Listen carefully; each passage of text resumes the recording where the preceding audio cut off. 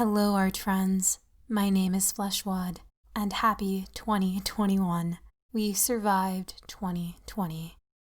Today I have another drawing your OCs, but using your art as a reference. If you missed the first video in this series, don't worry, because I'm going to tell you right now how to enter. In this series, I am asking my subscribers to send in their own art. You can send in other commissioned or gifted art as references, but the main art piece must be drawn by you. To my email, fleshwadyt@gmail.com. This email will also be posted below with a little information about your OC, such as name and anything you'd like to mention, as well as what name you'd like to go by if I pick you. For this series, you do not have to send in a whole story to get picked. I'll be picking 2 OCs each time and drawing them in my style and explaining my process while you all watch.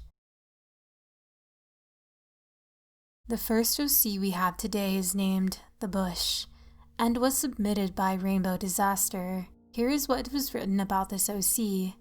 The bush hides in thick forested areas and only reveals itself at nighttime. It has thick hair-like material that looks like a bush or a small tree in the day, and at night grabs food. It drags animals or fruits into the ground and absorbs them that way. It has no face and doesn't like to be seen. It rarely eats humans. I picked this OC for a couple of different reasons.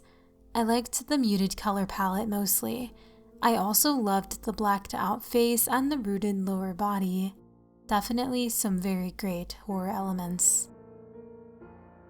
I knew right away I wanted to make the hair silhouette way more bushy. I wanted a couple of random leaves peeking out as well. The one regret that I do have is not making the body more androgynous. It is a very feminine body. I just so happened to gravitate towards that since the hair was so long and wavy. I also decided to carve the face out black rather than a concentrated black spiral. Again, I went a very feminine route. If I had gone more androgynous, meaning both male and female, like not really one or the other, I would have definitely kept the black spiral. If you are curious, this drawing is done once again in Procreate on the iPad, and the brush I'm using for line art is called the Shale brush. I honestly adore the texture this brush adds, and since we are doing a more nature-ish subject, I felt that the texture would meld well with the subject. One last thing I decided to do a bit differently than the original was to add a branch-like texture into the roots of this creature. Just something to add a little more texture to the character so it didn't feel too flat. Coloring was very simple. I kept it pretty much the same color palette. However, I made 2 different versions for this creature hair-wise. Version 1 is a pretty flat basic coloring of its hair, and version 2 is a more 3D version with leaves and lighting added in for extra depth. I'm not sure which version I like most, to be honest, but feel free to let me know your thoughts in the comments below.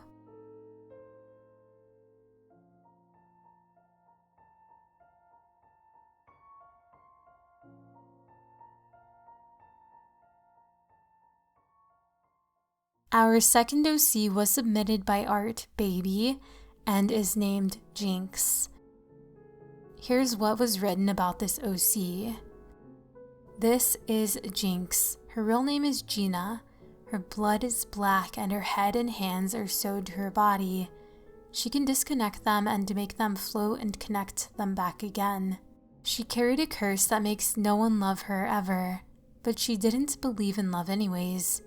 She looks very evil and she never smiles.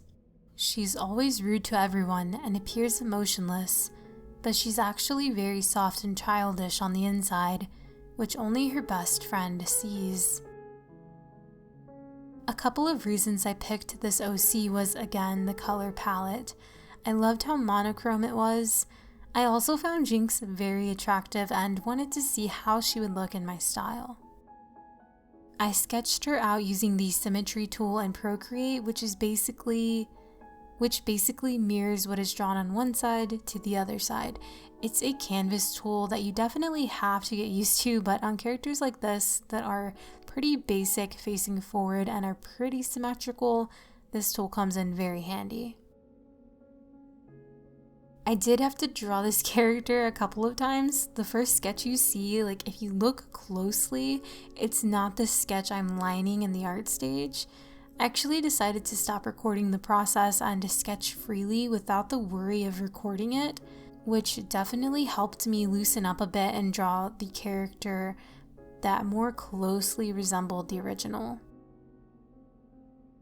Another reason I picked this character is because I really loved the hands. I did keep the original hand poses as I wasn't sure if they were significant to the character, and I didn't want to mess with them too much if they were. Hands tend to scare off a lot of artists, but I do think it's important to kind of force yourself to draw them. After all, practice makes perfect. After the hands, I lined the hair, added the stitches, and it was time to color. But of course, I started the coloring process without hitting record. Happens to the best of us. I had fully colored the hair and had to finish the shading on her face before noticing, so sorry about that.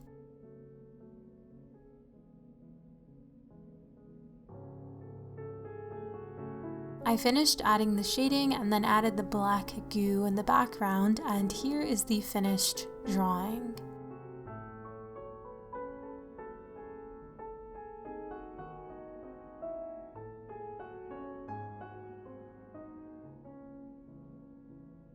So here's the drawing of Jinx with the original compared to mine.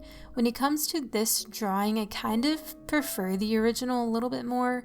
Her emotion honestly just looks dead on to me. And here's the first drawing, the bush, with the original compared to mine. The original was already a very creepy design, so I'm happy that I got the chance to add a little more detail into it. I want to thank both artists for letting me draw their OCs, and I want to remind you all to send in your OCs to my email, fleshwadyt@gmail.com, for a chance to have me draw your OC. Thank you so much for watching, art friends. Until the next video, bye.